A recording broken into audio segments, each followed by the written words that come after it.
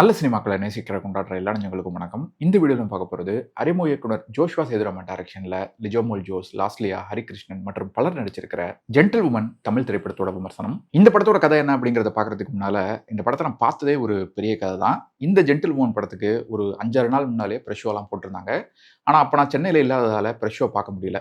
But இந்த படத்தை பார்த்தவங்க எல்லாருமே, ப்ரெஷ் ஷோவில் பார்த்தவங்க எல்லாருமே மோஸ்ட்லி இந்த படம் நல்லா இருக்கு, ஒரு நல்ல என்டர்டெய்னர், ஒரு வித்தியாசமான படம் அப்படிங்கிற மாதிரி பாராட்டியிருந்தாங்க.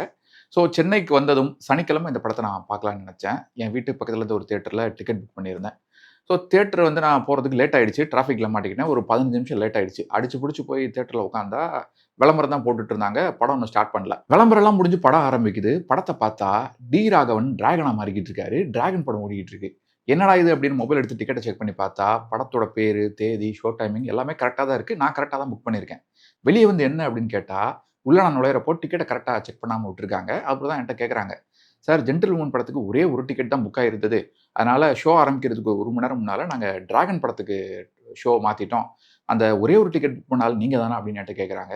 என்னத்தை சொல்ல, சரிங்க ஆள் வரல படத்தை மாற்றுறீங்க அப்படின்னா ஃபோன் பண்ணி சொல்ல கூட மாட்டீங்களா, நான் ஆன்லைனில் தானே புக் பண்ணேன், டீட்டெயில்ஸ் இருக்கும்ல அப்படின்னு கேட்டால், sorry sir book my show சைட்லன்னு சொல்லியிருப்பாங்க அப்படின்னு நினச்சோம் அப்படின்னு தலையை சொரிஞ்சுக்கிட்டே சொல்கிறாங்க. சரி வெளியே வந்துட்டு பைக் பார்க்கிங் கொடுத்த அந்த காசை ரீஃபண்ட் வாங்கிட்டு அடுத்து எந்த ஷோ இருக்குது அப்படின்னு புக் மை ஷோவில் பார்த்தா மோஸ்ட்லி நிறைய தேட்டரில் வந்து 4-5 டிக்கெட் தான் புக் ஆகிருந்தது.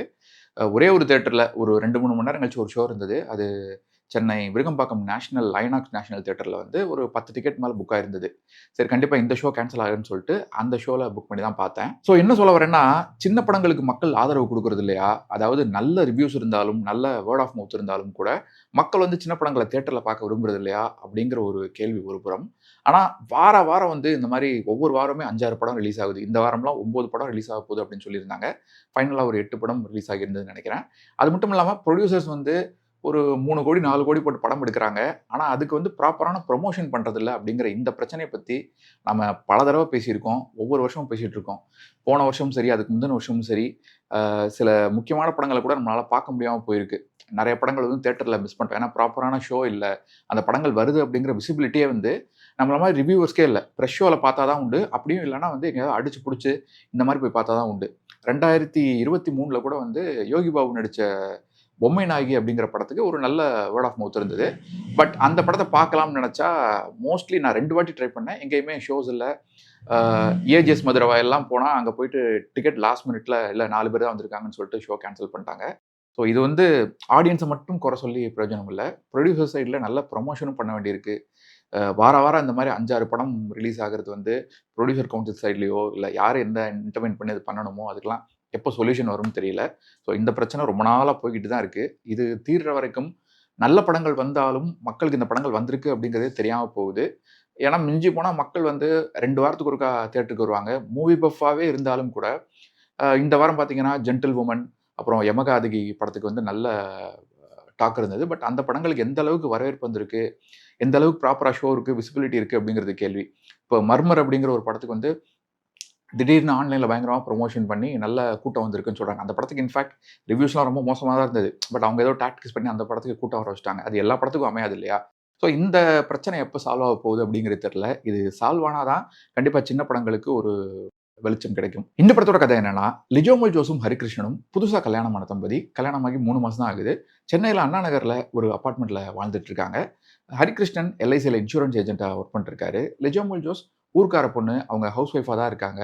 பெருசாக வந்து சென்னையை பற்றி தெரியாது, அவங்க ஒர்க் பண்ணல, வெகுளியான ஒரு பொண்ணு தான். ஸோ இவங்க 2 பேரும் அந்யோன்யமாக தான் இருக்காங்க, சந்தோஷமாக தான் வாழ்ந்துட்டு இருக்காங்க. இந்த சமயத்தில் ஒரு நாள் லிஜோமோல் ஜோஸோட தங்கச்சி ஒருத்தாங்க இன்டர்வியூக்காக சென்னைக்கு வர்றாங்க. இவங்களோட வீட்டில் தான் தங்கியிருக்காங்க. அப்போ நடக்கிற ஒரு எதிர்பாராத சம்பவத்தால் லிஜோமோல் ஜோஸுக்கு ஒரு உண்மை தெரிய வருது. தன்னோட கணவர் ஹரிகிருஷ்ணன் தன்னை ஏமாத்திட்டு இருக்காரு, அவர் வேற ஒரு பொண்ணோட நெருக்கமாக இருக்காரு, எக்ஸ்ட்ரா மெரிட்டல் அஃபேரில் இருக்காரு அப்படிங்கிறது தெரிய வருது. அதுக்கப்புறம் என்னாச்சு அப்படிங்கிறது தான் இந்த ஜென்டில் உமன் திரைப்படத்தோட கதை. இந்த படத்தோட ப்ளஸ் பாயிண்ட்ஸ் என்னன்னா, ஒரு ஸ்லோ பர்ன் த்ரில்லரான இந்த படத்தில் சில முக்கியமான மூமெண்ட்ஸ் நல்லாவே ஒர்க் ஆச்சு, அன்எக்ஸ்பெக்டடாகவும் இருந்தது. குறிப்பாக இந்த படத்தோட செகண்ட் ஹாஃப் இன்னுமே ஸ்டெடியாக இருந்தது. 2 ஃபீமேல் கேரக்டர்ஸை மையமாக வச்சு நடக்கக்கூடிய இந்த கதையில் பேட்ரியார்கி பற்றியும் மனுஷங்களோட மாரல் ஸ்டாண்டர்ட்ஸ் பற்றியும் பேசப்பட்டிருக்கிற விஷயங்கள் இன்ட்ரெஸ்டிங்காக இருந்தது. டயலாக்ஸே இல்லாத ஒரு சில சீன்ஸ் கூட ரொம்ப எஃபெக்டிவாக இருந்தது. உதாரணத்துக்கு, என்னோட ஹஸ்பண்ட் எந்திரிச்சிருப்பாரு, நான் போய் அவருக்கு காஃபி போடணும், இன்னைக்கு சிக்கன் கிரேவி வைக்கலாமா இல்லை மஷ்ரூம் கிரேவி வைக்கலாமா அப்படின்னு எல்லா நாட்களும் தன்னோட புருஷனே உலகம் அப்படின்னு வாழ்ந்துட்டு இருக்கிற ஒரு கேரக்டர். செகண்ட் ஹாஃபில் அந்த சாக்கோ ட்ரஃபிள் கேக்கை கட் பண்ணி ரசிச்சு சாப்பிட்ற ஒரு சீன் இருக்கும். அதெல்லாம் அட்டகாசமாக இருந்தது. வசனங்களே இல்லாத அந்த காட்சி நிறைய விஷயங்களை கன்வே பண்ணிடுது. செகண்ட் ஹாஃப்ல ஆனா, பூரணி இந்த 2 கேரக்டர் மீட் பண்ணக்கூடிய ஒவ்வொரு சீன்ஸுமே அடுத்து என்ன நடக்கும் அப்படிங்கிற ஒரு சின்ன கியூரியாசிட்டியை உண்டு பண்ற மாதிரி இருந்தது. அதே போல அங்கங்க சில டார்க் காமெடி காட்சிகளும் நல்லா ஒர்க் ஆச்சு.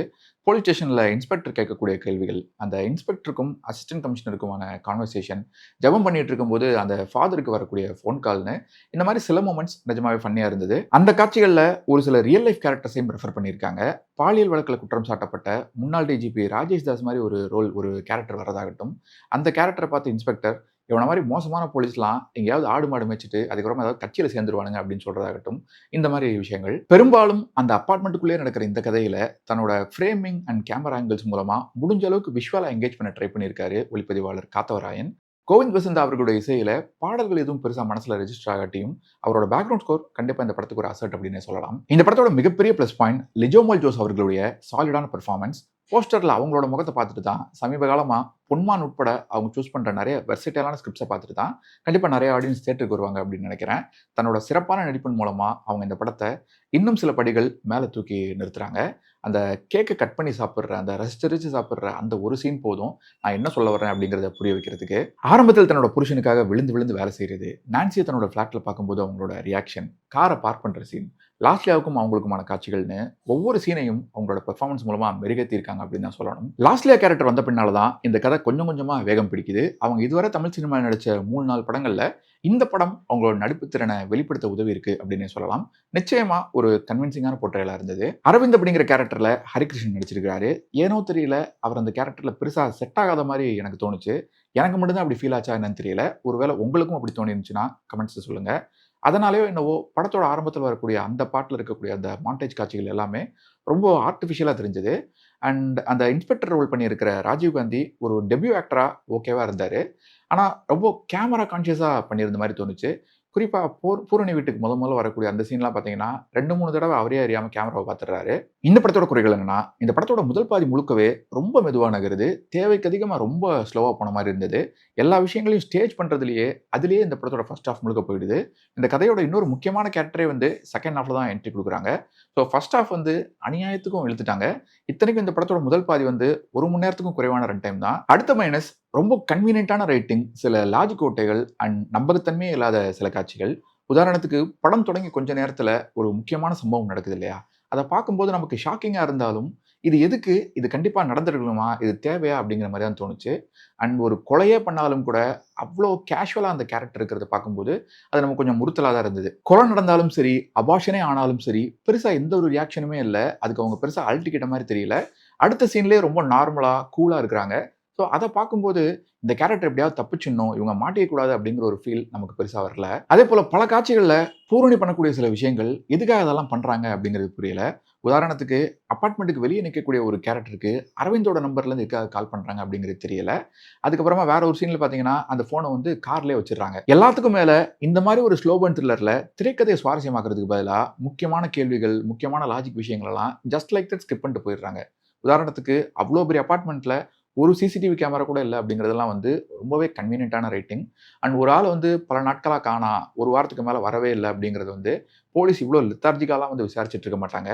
இந்த மாதிரி நிறைய விஷயங்கள் ரொம்ப அவங்க சௌகரியத்துக்கு ஏற்ற மாதிரி வச்சுக்கிட்டாங்க கதையில். இன்னொரு உறுத்தலான விஷயம் என்னன்னா, சில காட்சிகளில் பூரணி கேரக்டர் சில ஃபிலாசபிஸ் பேசிக்கிட்டே இருக்காங்க. அதெல்லாம் கொஞ்சம் லென்த்தியாக போயிட்டே இருக்கிற மாதிரி தோணுச்சு. உதாரணத்துக்கு தீபிகா கிட்ட அவங்க பேசுகிற விஷயங்கள், ஆனா கிட்ட அவங்க பேசுகிற சில விஷயங்கள்லாம் கொஞ்சம் ரெப்படேட்டிவாக இருந்த மாதிரி ஃபீல் ஆச்சு.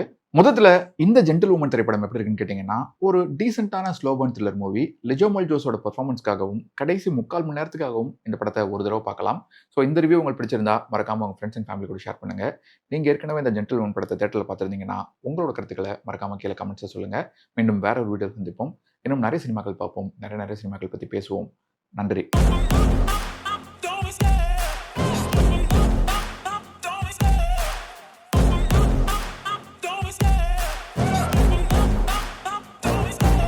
Love the chase and the hunt, and I set the pace when I'm running. I always take what I want and I always give it 100. Don't need a bank, no I'm funded. Play the game like it's nothing, I'm always thankful.